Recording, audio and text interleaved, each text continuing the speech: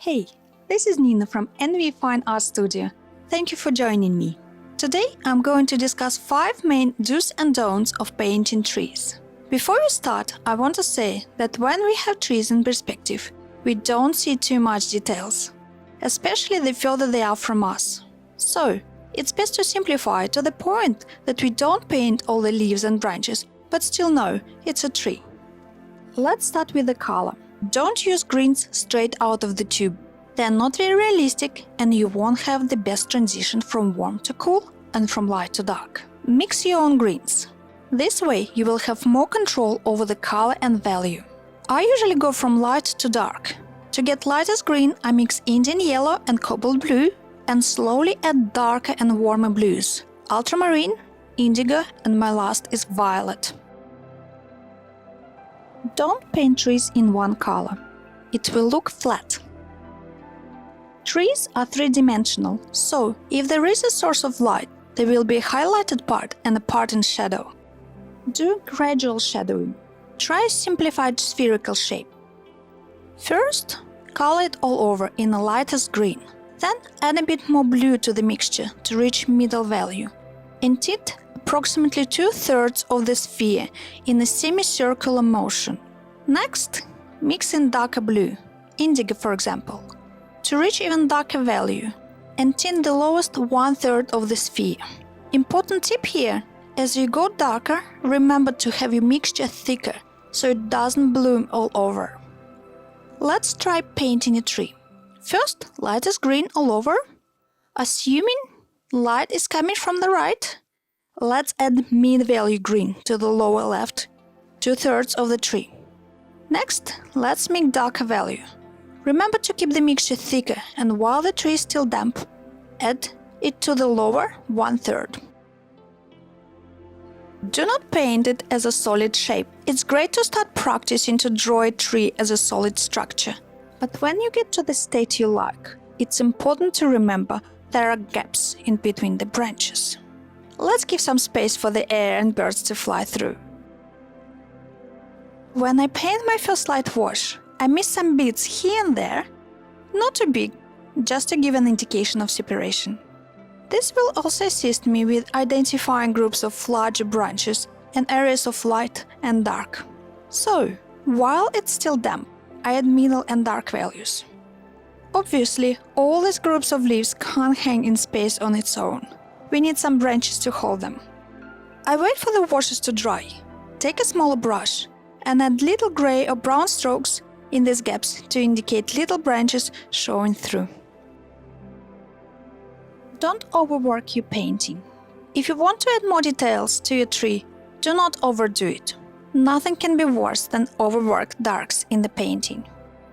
And when you think you went a bit overboard with the darks, do not try to add opaque, light watercolor, as if you painted with acrylics. It will look even worse and heavier. When you're done with the first light wash and ready for middle values, think twice about what areas you want to be darker and what values want to be in. Watercolors are tricky in this instance, and only practice will help you in achieving right values. When you're ready for your details, it's best to use dry brush technique. For this, take a smaller brush, mix thicker mixture on your palette to the point when you move your brush on the palette, it makes a squeaky sound.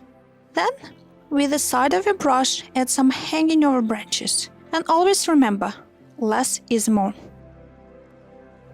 Don't paint the shadow in exactly the same shape as your tree. Shadow is the most powerful tool to create or ruin the realism of your tree. Don't make it too round, as it will look like you are flying over it when your tree is standing on the ground. When you draw a tree's shadow, remember the perspective rules. For example, if you look straight down at a circle, it will look like a circle. But the further away you are from it, the more elliptical it gets. To the point, it becomes a straight line at the horizon. Basically, if you do a stroke for the tree trunk and some sort of broken elliptical shape, it will make the most believable shadow for your tree. Let's put this theory into practice. First, I do a quick sketch of a simple landscape scene. I indicate some hills in the distance and a large tree on the foreground.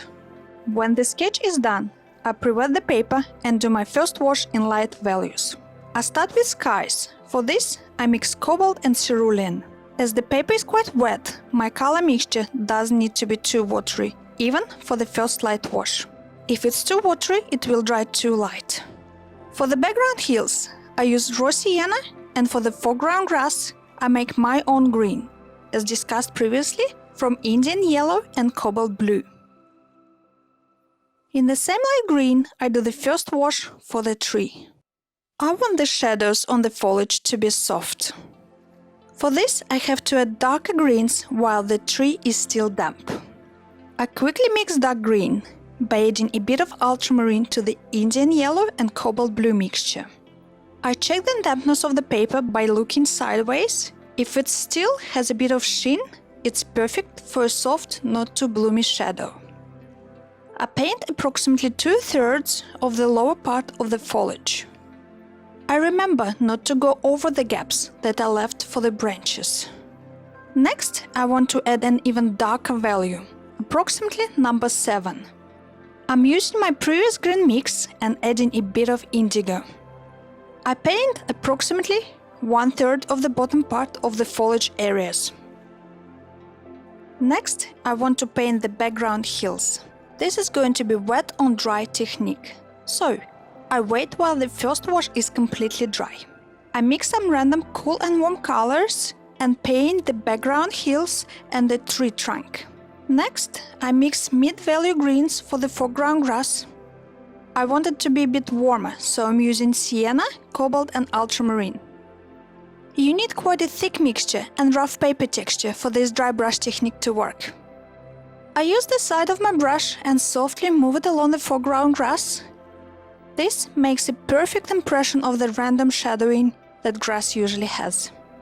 For the tree, I take a smaller brush and with the side of it, add some light details on the top of the tree that is highlighted by the sun. While I wait for my second wash to dry, I look at the painting critically and think if there are any parts that need to be darker. This is a very important stage where we can go over the board. I mix value 8 green, Indian yellow, ultramarine and indigo and go over a few shadows here and there. The tree definitely will look more dynamic and three-dimensional if there are a few areas that are very dark. I also soften the edges of these shadows with a clean, damp brush, so they don't stand out too much. Next, still in dark value, I paint some small branches in the foliage gaps and some random leaf shadows to add some interest. At last, I add shadow to the tree trunk and dry brush work for the tree shadow. I remember to keep it simple, with some gaps and according to perspective rules. After everything dried, I realized that the sky needed to be a bit darker, so I tinted the top part a bit. Here is the finished painting of a large tree in a simple landscape. Thank you for watching, hope it was informative. If you want to see more, please like and subscribe, and I will see you in my next video.